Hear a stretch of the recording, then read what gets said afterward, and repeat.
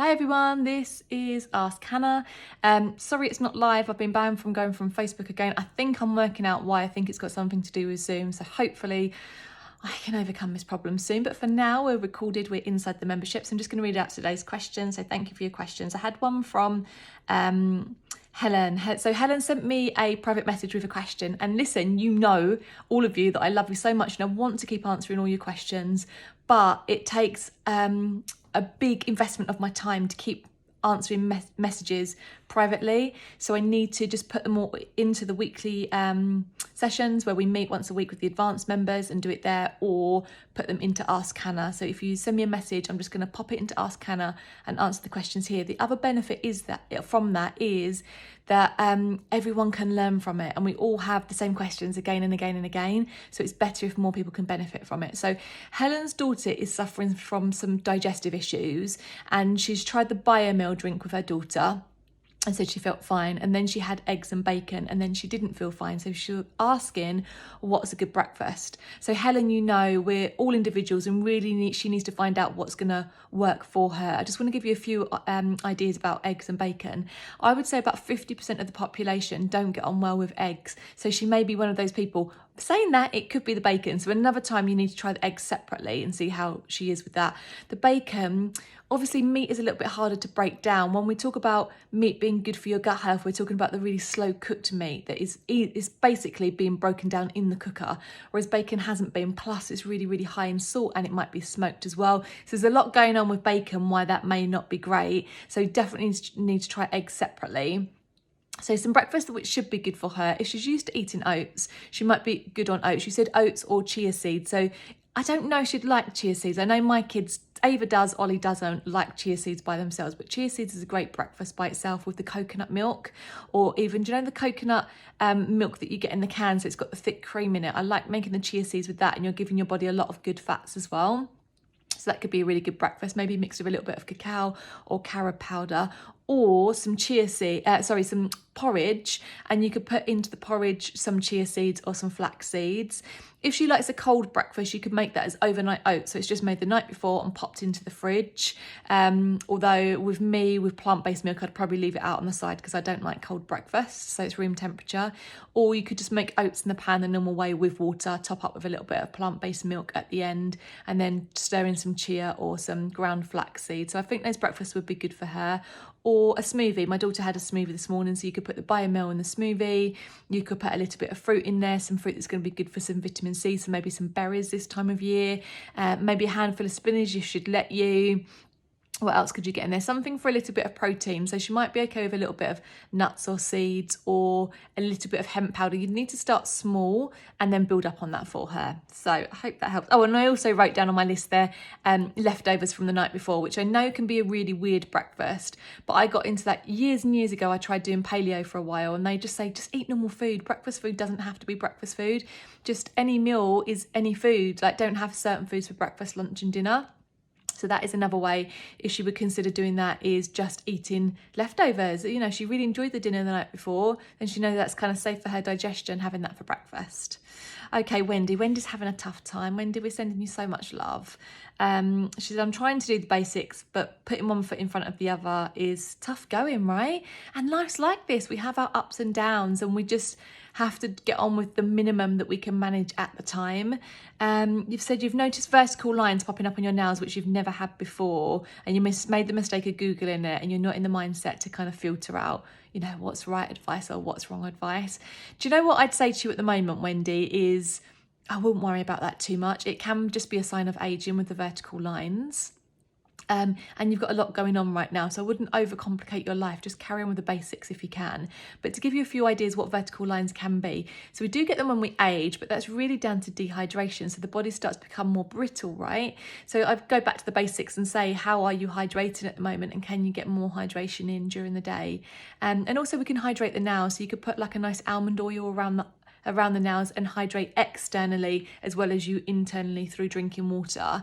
It can be a sign of vitamin deficiency. You've said there that you're already taking multivitamin, iron, magnesium, omega-3, D and K2 spray, and vitamin C and water tablets. So you're taking a lot every day already. So the main deficiencies that it can be is iron, which you've said you already take something for that. So that, I wouldn't say take any more iron. You could have, say, a nettle tea, which would really help with the hydration process anyway, and give you a natural form of iron, which is not going to overload your body. So that's a way that you could add some iron in. The other one really is vitamin B and B12, which can be the one where you get the lines, the vertical lines. And you haven't got there in your list that you're taking a B vitamin, which is a really, really common deficiency. It's really great for energy as well. So I would be tempted, if you did want to swap something up, I would take out the multivitamin, because you're getting tiny amounts of things in the multivitamin, and you're taking a lot of them separately anyway. So I would take that out for a while and put a B vitamin in if you did want to try something. It's called a B complex, and a B complex means the range of B vitamins, so all of them, rather than just vitamin B3 or vitamin B5, for example. You're going to get all of them in that tablet. Off the top of my head, Nutrigold or Cytoplan do really nice ones. So I'd maybe change the multivitamin for the B complex for a little while, maybe 3 months, see how you get on with that. See what happens with your nails. But if you don't want to change your vitamins up, just concentrate on your hydration, maybe bring the nettle tea in as well. And I'd say don't worry about it too much. You've got a lot going on. Process your grief at the moment. That's the most important thing. Kelly, hi Kelly. This is a question about my 8-year-old. She has chronic bladder infections. Tests show very high E. coli and other bacteria there. She's constantly busting to pee, easily goes 20 times a day, if not more. Gosh, it's a lot, isn't it? And still wet through the night. Yeah, so it's something that you need to get a handle on.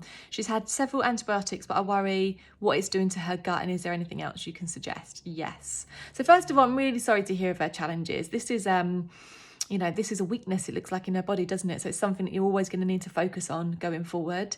So yes, she might need the antibiotics to get rid of it, but as you know, she's clearing out all bacteria in the gut, good and bad, and we need to get the good bacteria back. So I've written down a few thoughts here.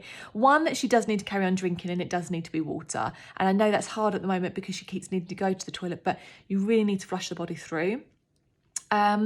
Probiotics, you need to put a probiotic in place for her. So you can get ones in a bottle, which are like a powder. I think BioCare do one of those, or you can get sachets, and they're strawberry flavoured. So she needs to have that, a probiotic, every single day now.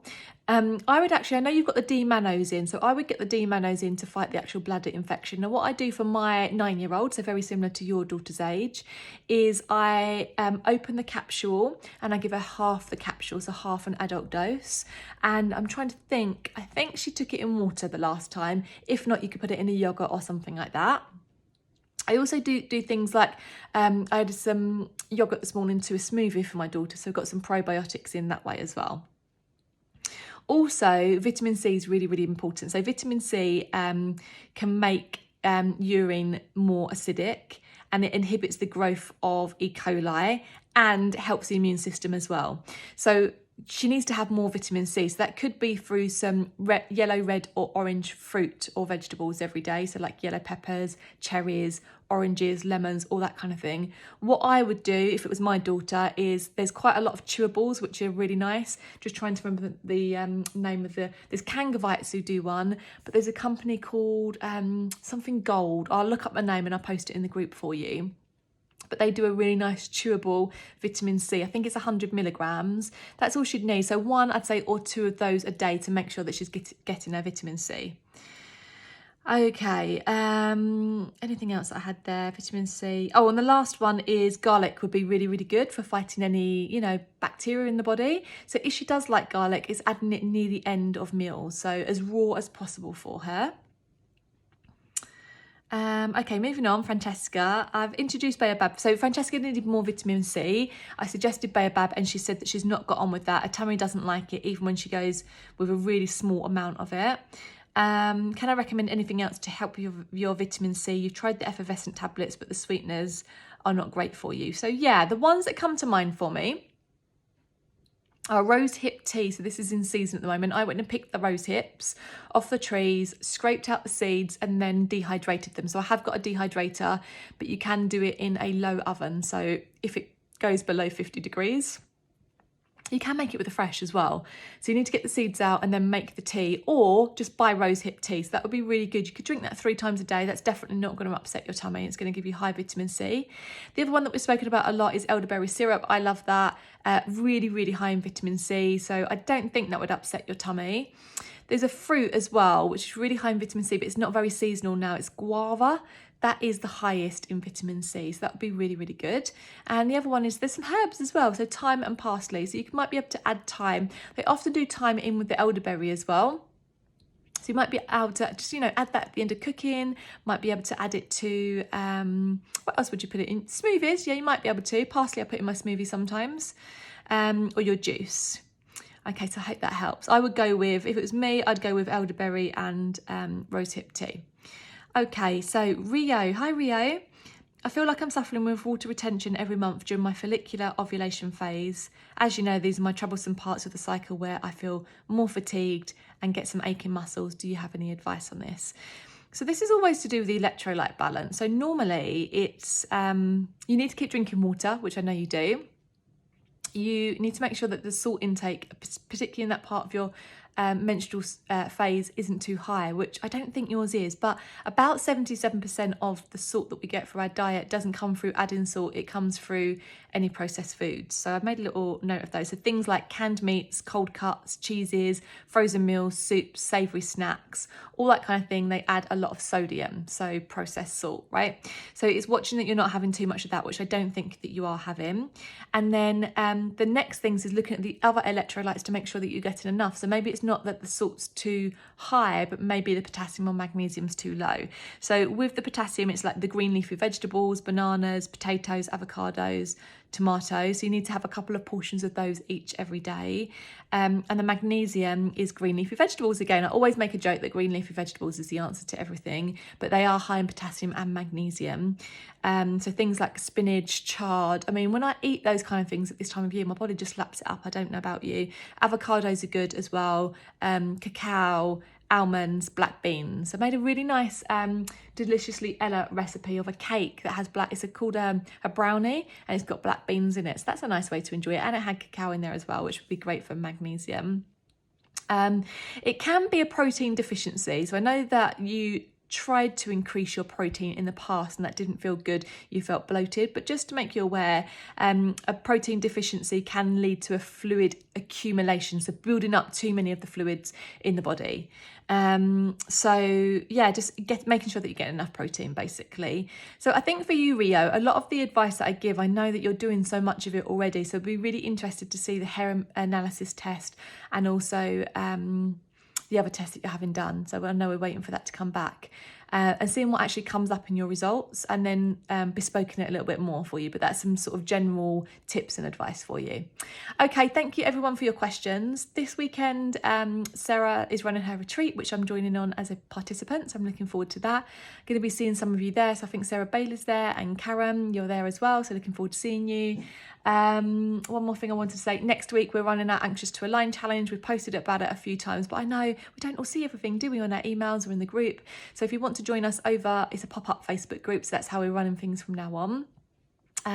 Come and join us. You need to sign up. I know we've got your email addresses anyway, but you need to sign up because then it gives you the link to the Facebook group, the pop-up Facebook group. So I'll pop it in the group one more time, but join us for there, or share the link with anyone you know who would benefit. So if you love the Holistic Health Circle and you've told people about it and they're not really quite, taking it on board, but you know that they need help for with their health, get them to come and join us on the challenge next week. I've just got to work out this little tech issue over the fact that I can't go live, but will find a way around it. These things are sent to try us, right? So we're running that next week, and yeah, just have a great weekend, a great week, and we'll see you soon.